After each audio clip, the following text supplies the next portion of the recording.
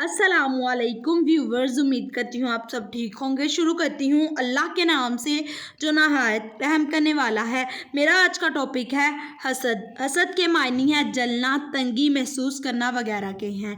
इस्तिलाह में किसी की तरक्की, अजमत और खुशहाली और नेमत को देखकर जल जाने और इससे छिन जाने को हसद कहते हैं। हसद एक बहुत बुरी खसलत है। इस जैसी कोई दूसरी बुराई नहीं है, क्योंकि हसद करने वाला किसी का कुछ नहीं बिगाड़ सकता, बल्कि दिल ही दिल में जलता रहता है और अपनी हालत सुधारने की बजाय दूसरों की अच्छी हालत पर गमगीन रहता है। अल्लाह के इंसानी दोस्ती का तकाजा ये है कि अपने भाई की अच्छी हालत और खुशहाली को देखकर इंसान को खुश होना चाहिए। हसद की मजम्मत कुरान की रूह से ये है कि अल्लाह ताला फरमाता है कि वो लोगों से इस बात पर हसद करते हैं कि जो अल्लाह ने उनको अपने फजल से दिया। हसद की मजम्मत हदीस की रूह से ये है कि नबी सल्लल्लाहु अलैहि वसल्लम ने फरमाया, तुम लोग हसद से बचो, क्योंकि हसद नेकियों को इस तरह खा जाता है जिस तरह आग लकड़ी को खा जाती है। मैं आपको हसद के नुकसानात बताऊंगी।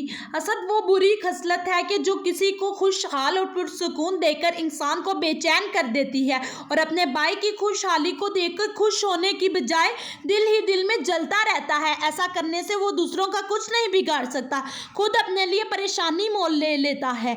इस तरह हसद उसे हलाक कर देता है। और नबी पाक सल्लल्लाहु अलैहि वसल्लम ने फरमाया, बाहम हसद ना करो, एक दूसरे से रूगर्दानी ना करो, ना आपस में बुग़्ज़ रखो, बल्कि ए खुदा के बंदो भाई भाई बन जाओ। हसद करने वाला लोगों की नेक नामी और खुशहाली को जिल्लत खुआरी में बदलते देखना चाहता है, जो कि नामुमकिन है। लिहाजा एक ना एक दिन वो माशरे की नज़रों में जलीलो ख्वार होकर रह जाता। आप सल्लल्लाहु अलैहि वसल्लम ने फरमाया, गुस्से से कीना जन्म लेता है और कीने से हसद वजूद में आता है। हजूर सल्लल्लाहु अलैहि वसल्लम ने हसद से बचने की तलकीन फरमाई, इसलिए कि इससे नेकियां ख़त्म हो जाती हैं।